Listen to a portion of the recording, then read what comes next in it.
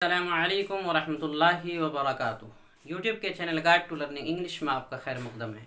मैं हूं मोहम्मद शहाबुद्दीन एक शानदार वीडियो के साथ। दोस्तों, आज है फ्राइडे यानी सवाल जवाब का चौथा हफ्ता। आज के दिन हम आपके सवालात के जवाबात वीडियो की शक्ल में देते हैं।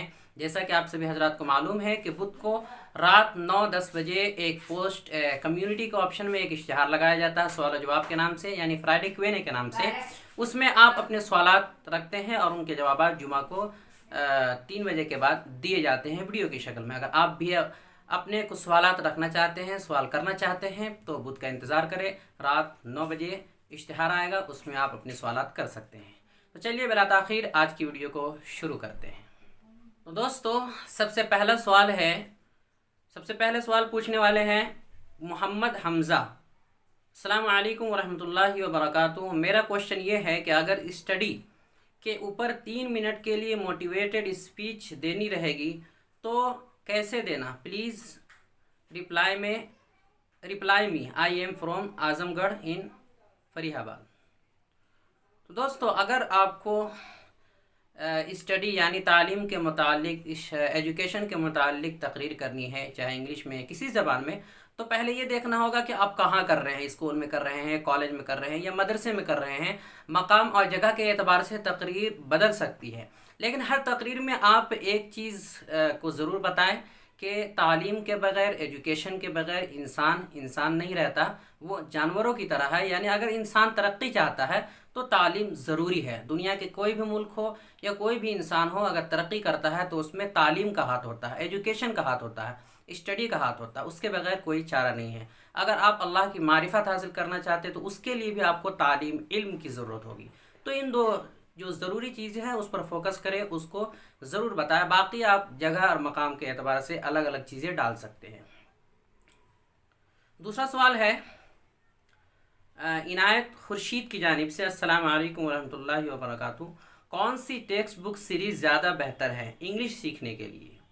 तो देखिए, अगर इंग्लिश सीखने के लिए अगर कोई उर्दू जानने वाला या मदरसे से पढ़ा हुआ तालिब इल्म अगर कोई चाहता है कि कोई सीरीज़ पढ़े ऐसे इंग्लिश की जिससे इंग्लिश इम्प्रूव हो और बेहतर हो, तो उसके लिए मैं मशवरा दूंगा कि आप जो है इस्लामिक स्टडीज़ इन इस्लाम, वो आपको मंगवानी पड़ेगी किताब। 8 जिल्दों में है वो सीरीज़ है, वो आप पढ़ सकते हैं। उससे इस्लामियात भी आएंगे और उसके साथ साथ इस्लामियात के साथ साथ आपकी इंग्लिश भी इम्प्रूव होगी और लेवल बाय लेवल आप बहुत कुछ सीख सकते हैं।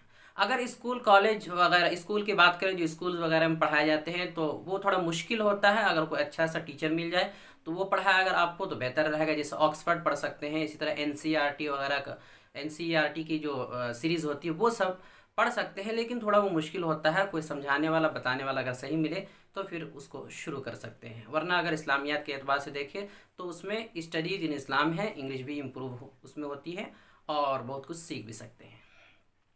तो अगला सवाल है मोहम्मद खान की जानिब से। अस्सलाम वालेकुम शहाब भाई, how are you? I hope you are fine.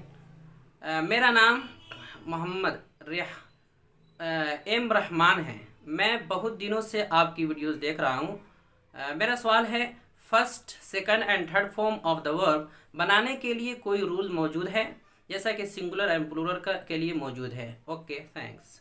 तो सबसे पहले तो आपका शुक्रिया कि आप हमारी वीडियोस देखते हैं, बहुत बहुत शुक्रिया।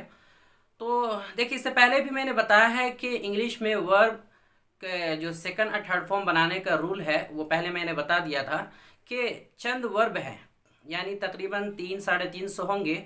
उन 300-350 को आपको ज़बानी याद करने पड़ेंगे, इसलिए कि उनमें फर्स्ट फॉर्म, सेकंड फॉर्म और थर्ड फॉर्म वो बिल्कुल अलग होते हैं।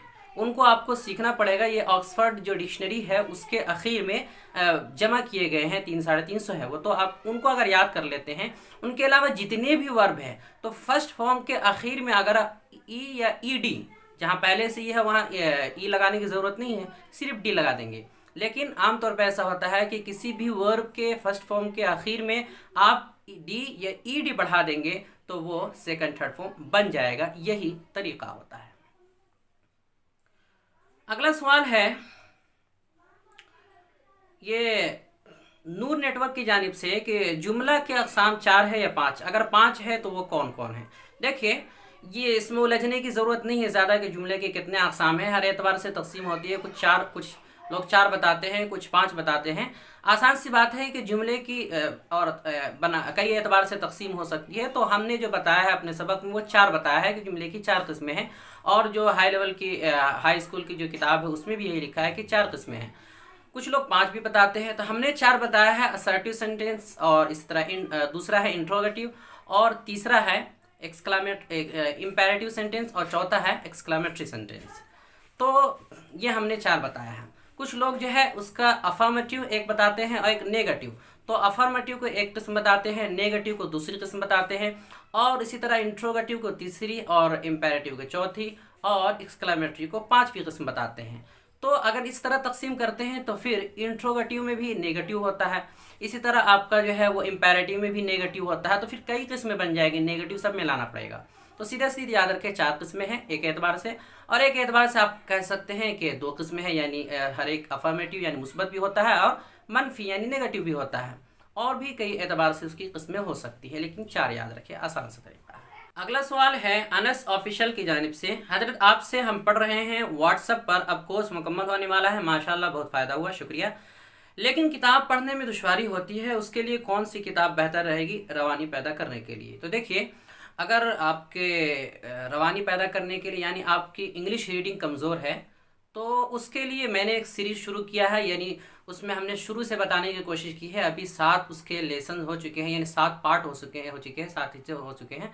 तो आप उनको शुरू से पढ़ना देखना शुरू कीजिए और मशक करना शुरू कीजिए, तो आपकी बहुत हद तक इम्प्रूव हो जाएगी रीडिंग, और आगे और भी बताएंगे। ये तो एक बात हुई। दूसरी बात, अगर आप कोई किताब जानना चाहते हैं जिससे आप मशक करें, तो देखिए जितना ज़्यादा आप मशक करेंगे, जितना ज़्यादा पढ़ेंगे, उतना ज़्यादा आपकी रीडिंग इम्प्रूव होगी और रवानी पैदा होगी।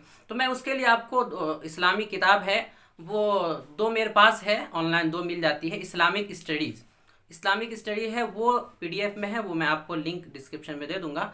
आप 2 डाउनलोड कर लेंगे और उसको पढ़ना शुरू करेंगे तो बहुत हद तक इम्प्रूव हो जाएगा। जितना पढ़ेंगे उतना आएगा। तो पढ़ने ही से रीडिंग आती है।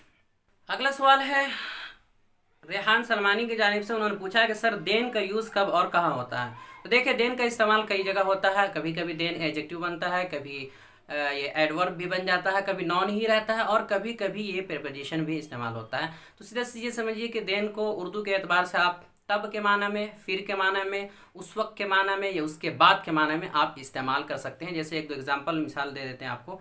जैसे कह सकते हैं use first God then food, पहले खुदा फिर खाना। तो यानी इसमें देखिए फिर के माना में इस्तेमाल हुआ है। इसी तरह I met him then for the first time, मैं उससे तब पहली बार मिला। मैंने उससे तब यानी उस वक्त पहली बार मुलाकात की। ये यूँ कह सकते हैं कि then he was little now he is big, ऐसे कह सकते हैं। Then he was little now he is big, यानी तब वो, यानी उस वक्त वो छोटा था, अब बड़ा हो गया। इस तरह आप कह सकते हैं कि फर्स्टली आई विल ऑफर सलाह, पहले मैं नमाज़ पढ़ूंगा। Then I will come your home, पहले मैं नमाज़ पढ़ूंगा उसके बाद तुम्हारे घर आऊँगा। या then I will have lunch या हैव ब्रेकफास्ट। तो इस तरह तब, फिर और उसके बाद के माना के लिए इस्तेमाल कर सकते हैं। अगला सवाल है